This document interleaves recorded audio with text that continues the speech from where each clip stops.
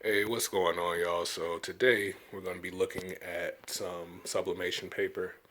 Just going to do a comparison of three of the most popular selections of sublimation paper. You got the A Sub 125, the A Sub 120, and the TexPrint XPHR. This is designed for Epson printers.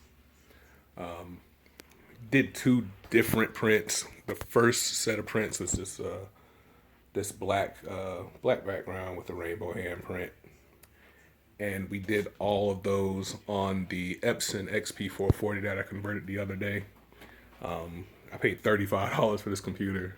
I'm sorry, I paid $35 for this printer off of the Epson website, on their clearance website.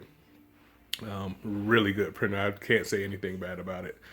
The other image we printed was on the Epson 77 WF7710. It's a wide format printer.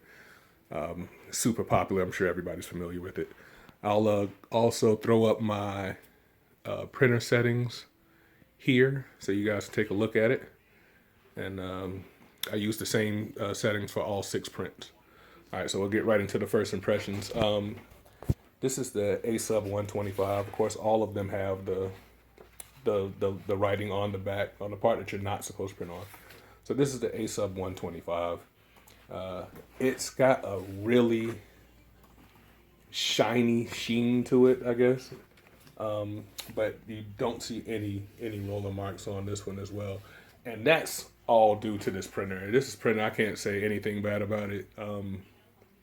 It gave me no pizza wheel marks on the 125 at all. On the 7710, I get pizza wheels all the time if I print with the 125 if I don't make any adjustments to the settings. So I know it does throw pizza wheels. It just won't throw them on this little Epson XP440. Man, it's an awesome printer. Anyways, so this one right here, like I said, it has a little sheen to it. Really vibrant black. The Go down to the 120. 120, very rich black. It's not shiny. It's got like a matted finish to it. But the colors still pop on this one as well. This is before the press. And here is the TexPrint. Really good blacks. There's some banding going on here, but that usually does not show up on the substrate. But again, none of them have the roller marks on this one, and that's just because I think it's the printer. But we printed the other ones on this one, so there are some marks on the second set. So we'll get to that right now. So we'll move these out of the way. And here's the second set. So again, the 125, really vibrant colors. It almost looks wet on the dark red part. On the 120, you can tell that the ink is more in the paper than on top of the paper, like it is on the 125. And the TexPrint is similar to the 120. The colors are still vibrant on all three of them. I can't really tell the difference just by the naked eye on the print itself. Now, again, we'll get these pressed on the substrate here in a second and see if we can tell the difference there. But if you look at the 125, you can't really see it on here, but there's a little bit of lines coming through here. Again, I printed this on the 7710. There's some lines going through here, but not a whole bunch. I also made sure to clean my wheels before I did this test. It's a step that a lot of people need to follow up on and make sure that your wheels are clean. I try to make sure my wheels are clean before I do any printing. And I also try to make sure I clean them after I get done printing for the day. That just keeps it on top of them. But I know that the 125 will throw pizza wheels if I put it on the 7710 or the 3640s over there. But we'll go ahead and get these pressed and see if we can tell the difference on the substrate. All right, so we're back. All right, so we got everything pressed on the substrates here. We'll start with the black print. Here's the A sub 125. Here's the A sub 120, and here's the TexPrint XPHR. I cannot really tell the difference between the three once they're pressed on the substrate. Again, they are all clean. They don't have any wheel marks, and I'm trying to get this glare out of here. They don't have any wheel marks. All of the colors are very vibrant, or popping, as the kids like to say. So, as far as they're on the substrate, I would have to say that there isn't any real winner. Once they're pressed, all the colors are still vibrant. The 125, I would say, if I'm going to put places on them, the 125, the A sub 125, I would say is in last place.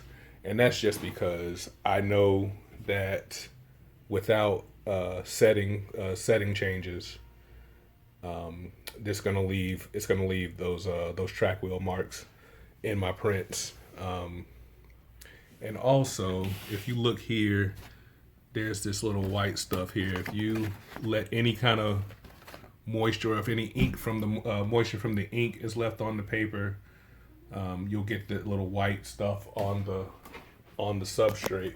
Now, it'll come off with some water or any kind of cleaning solution. That little stuff will come off. Look, it was on the red part here. Knock that off of there. But it'll come off. But that's just something else I'm talking about. Like with the 125, that's just an extra step, and time is money. So we're gonna rule out the 125s for ease of use. So we definitely have to put that in last place. So the winner would have to be in between the A sub 120 or the TexPrint XPHR. I guess if I had to pick a winner, it would be the A sub 120.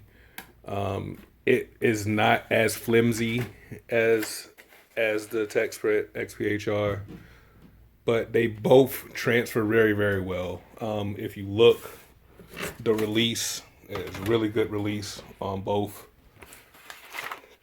As you can see, they both release really, really well. The colors are very vibrant on both of these prints. But yeah, I guess I don't know.